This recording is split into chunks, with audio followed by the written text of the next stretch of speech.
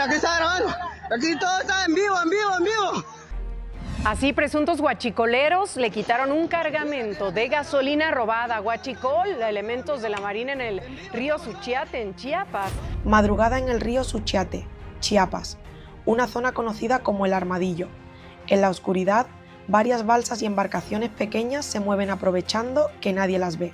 O eso creen, porque la inteligencia naval lleva días siguiendo sus movimientos, detectando patrones, contando contenedores, trazando rutas, y cuando la red está lista, los marinos actúan.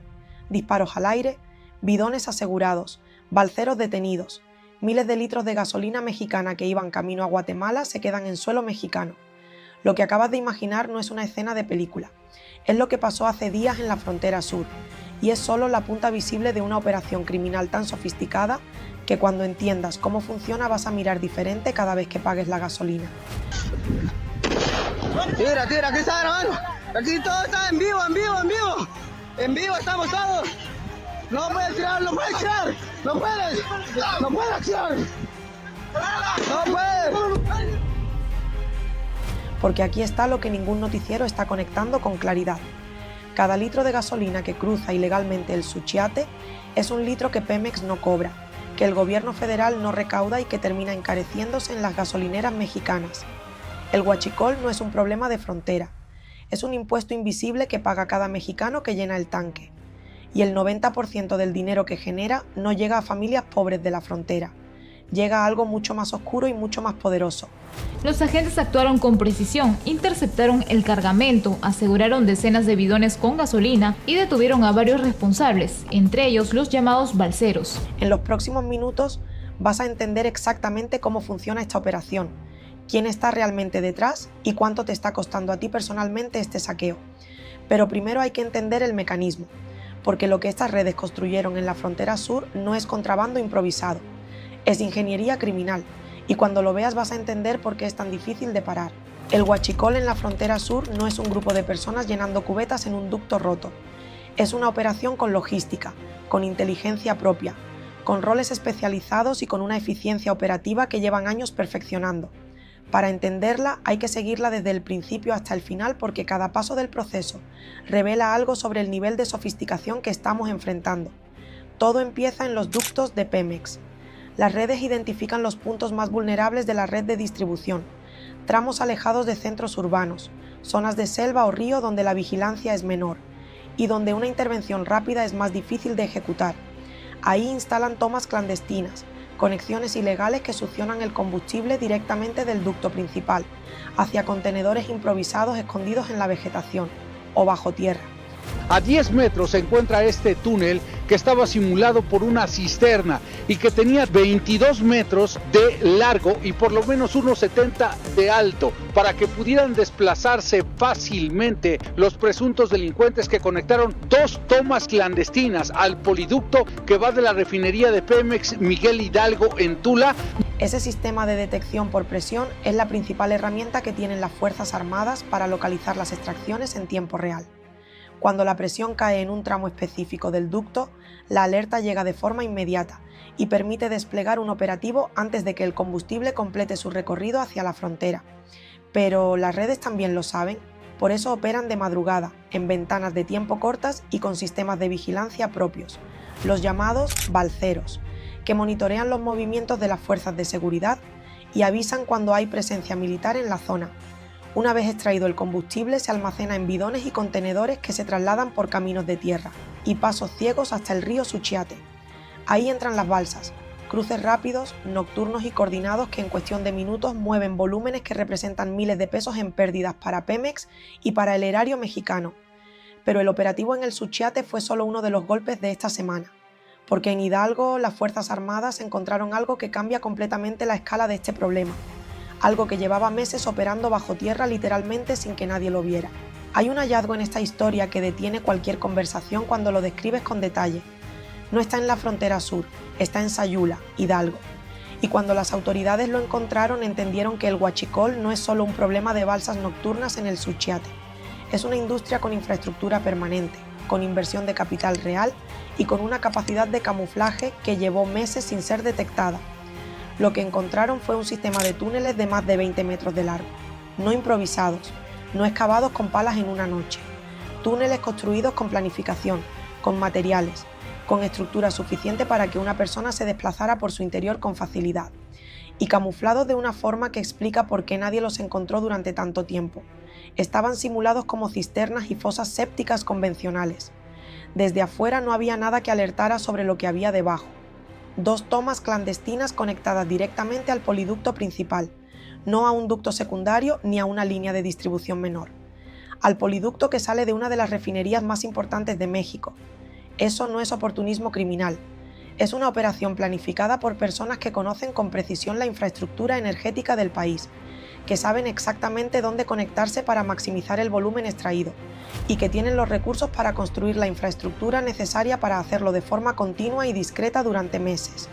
El combustible extraído desde Hidalgo no se quedaba en el mercado local. Seguía exactamente la misma ruta que el del Suchiate, hacia el sur, hacia la frontera, hacia Guatemala. Una cadena de suministro criminal que opera de norte a sur atravesando el país entero. ¿Y qué pasa con ese combustible una vez cruza la frontera? ¿Quién lo compra? ¿A qué precio? ¿Y por qué Guatemala se convirtió en el mercado perfecto para este saqueo? Eso viene ahora. Todo negocio criminal necesita 3 cosas para sobrevivir. Un producto que tenga demanda, un mercado que no haga demasiadas preguntas y un margen de ganancia suficientemente alto como para justificar el riesgo. El huachicol en la frontera sur tiene las 3. Y Guatemala cumple exactamente el rol que hace que toda la operación sea financieramente irresistible para quienes la controlan. El combustible mexicano robado llega a Guatemala a un precio muy por debajo del mercado formal. Para los compradores guatemaltecos es una oportunidad económica inmediata. Para las redes criminales es un margen de ganancia extraordinario, sobre un producto que no les costó nada producir y muy poco transportar. El diferencial de precios entre lo que cuesta extraerlo ilegalmente y lo que se cobra al venderlo en Guatemala es lo que sostiene toda la infraestructura que acabamos de describir: los túneles, las balsas, los balseros, las aplicaciones encriptadas. Eso es lo que hay al otro lado del Suchiate. A Huehuetenango, si vamos por ejemplo a La Mesilla, uno encuentra varios puestos de gasolina que no son legales. Entonces realmente uno dice, ¿dónde están las autoridades para controlar esto? Estaciones informales de combustible en zonas como Huehuetenango y La Mesilla que operan abiertamente, que tienen clientes regulares y que funcionan como el punto final de una cadena que empieza en un ducto de Pemex, en Hidalgo o Chiapas. Los controles son menos estrictos, la demanda es alta y el precio competitivo genera una dependencia de ese mercado informal, que es difícil de romper sin una coordinación binacional que hasta ahora no ha existido con la profundidad necesaria. Y aquí está el dato que completa el cuadro. Se estima que miles de barriles diarios cruzan de manera irregular por esta ruta. No litros, barriles. Una operación que mueve millones de dólares al mes y que financia no solo su propia logística, sino otras actividades del crimen organizado que operan en la misma región. Pero hay algo que casi nadie está diciendo sobre quién controla realmente ese dinero, porque la imagen del balsero pobre cruzando bidones en una balsa no es la imagen real del poder detrás del huachicol. Eso viene ahora y va a indignar. Hay un dato en esta historia que cambia completamente la narrativa que los medios construyen sobre el huachicol. Una narrativa que presenta el problema como una cuestión de pobreza fronteriza, de jóvenes desesperados que no tienen otra opción, de comunidades marginadas que sobreviven con lo que pueden. Esa narrativa tiene una parte de verdad, pero oculta algo mucho más perturbador que explica por qué este problema lleva años sin resolverse de forma definitiva. El 90% del combustible robado no llega a vendedores de tianguis ni a familias de la frontera que sobreviven revendiendo litros sueltos en la carretera. El 90% va a grupos de empresarios poderosos, estructuras organizadas con capacidad de inversión real, con infraestructura sofisticada, con contactos en ambos lados de la frontera y con la capacidad de mover miles de barriles diarios de forma coordinada y eficiente. El balsero que cruza el Suchiate de madrugada arriesgando su libertad y su vida es el eslabón más visible y más prescindible de una cadena que termina en manos que nunca van a aparecer en un video de operativo. El 100% del combustible que se roban, solamente un 10% lo vende la población. Esto es, los huachicoleros que están en algunas carreteras, en algún tianguis, solamente el 10%. Y el 90% restante se va a grupos de empresarios fuertes. Eso explica varias cosas que de otra forma no tienen lógica. Explica por qué se construyen túneles de 20 metros con 2 tomas conectadas a ductos principales. Esa inversión no la hace una familia pobre de Chiapas, la hace alguien con capital, con ingenieros y con un plan de negocio. Explica por qué las redes usan aplicaciones encriptadas para coordinar envíos.